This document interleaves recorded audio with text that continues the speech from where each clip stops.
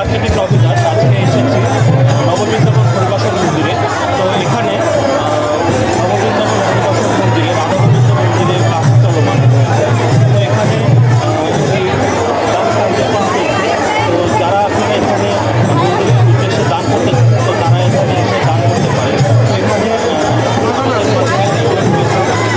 নামটা এখানে যারা পাঁচজন তাদেরকে নিজেদের এক্সপিরিয়েন্স, তারা এখানে এসে কী ধরনের উৎসব পালন করে এই বিষয় নিয়ে যদি একটু বলেন।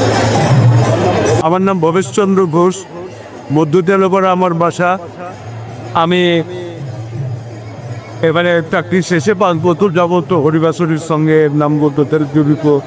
এবং মন্দির যখন ইয়া হয়, আমাদের আর্কিটেক্ট প্ল্যান করছে এবং এটা আমরা তখন জানি।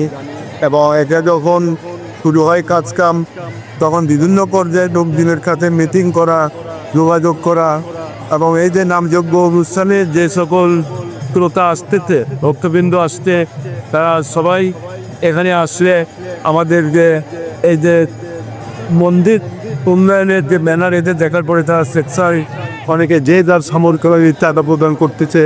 আমরা তাকে অনুরোধ করে বলতেছি যে দাদা ঠাকুরের ঘর মন্দিরের জন্য কিন্তু সহযোগিতা করেন এবং পরামর্শ তারা করতেছে। এবং এক্ষেত্রে আমরা বিপুল সাড়া পাচ্ছি যে ভক্তবৃন্দের সহযোগিতায় যে কাজটা এতদূর পর্যন্ত হচ্ছে। সবচেয়ে বড় ইয়েতে যে আমাদের যে এখানে রাধা গোবিন্দ পঞ্চতক্ষর মন্দির নির্মিত হয়েছে এবং এই মন্দিরের জন্য এইবারের শুরু থেকেই যে ভক্তবৃন্দর আগমন অনেক বেশি। প্রথম দিন থেকেই খুব তাদের সরগরমতা এবং এখনও আসতেছে। আজকেও যে শেষ দিনেও অনেক ভিড় এবং লোকজন আনন্দ করতেছে, মন্দিরের সুনাম করতেছে। অনেকে বলতেছে যে বগুড়ার মধ্যে এটা একটা সেরা জায়গা হচ্ছে, সেরা মন্দির হয়েছে। যে এই মন্দিরের কারণেই মানে মানুষজন অনেক বেশি উৎসাহ এবং উদ্দীপনা নিয়ে এবারের নামযজ্ঞ সার্থক করতেছে বলে আমি মনে করি। এবং এই মন্দিরে যে আরও দুটো কাজ বাকি আছে সমাপ্ত করছে, এটাও আমরা বলতেছি। এবং তারা তার সম্মতি জ্ঞাপন করতেছে যে মন্দির যতক্ষণ এটা মন্দির নির্মিত চলবে, নির্মাণ কাজ চলবে, আমরা ভগবানের বিয়ের কাজে আমরা সহজে এটা করতে থাকতে। এর ব্যাপারে জনগণের বিপুল সাড়া পাওয়া যায়।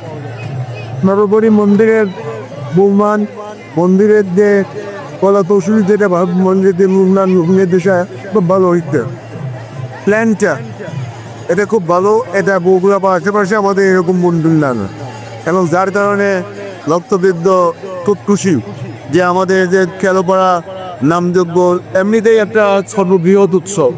এত বড় উৎসব আর আমাদের হিন্দু ইয়েতে ধর্মীয়ভাবে এটা হয় না, যেটা আমরা 10 দিন 11 দিন এখানে উদযাপন করি। অন্যান্য 72 তোহর, তারপরেও আগে অধিবাস, আবার আগামীকাল হবে যে ভোগ, মহাপ্রভু ভোগ। কালকেও বিপুল লোক আসবে, তারা প্রসাদ পাবে। তো এই দিক থেকে যে এবারের ওই মন্দির, আমাদের রাধা গোবিন্দ পঞ্চতত্ত্ব মন্দির, এই উৎসবকে এবার মানে ব্যাপকভাবে ছাড়া ফেলাইছে শহরে। এবং শুধু শহরে না, গাইবান্ধা, আমাদের আশেপাশের যে নওগাঁ, জয়পুরহাট, এই যে পাবনা, সিরাজগঞ্জ, বিভিন্ন জেলার লোকজনও আসছে, তারা আমাদের চাঁদা দিয়ে যাচ্ছে এবং তারাও বলছে যে না, এই এলাকার মধ্যে মন্দিরটা সুন্দর হয়েছে এবং তাদের খুব ভালো লাগছে। ধন্যবাদ আঙ্কেলকে। আমরা পরবর্তীতে আরেকজনের বক্তব্য নেওয়ার চেষ্টা করবো। তো সবাই সাথে থাকবেন। ধন্যবাদ।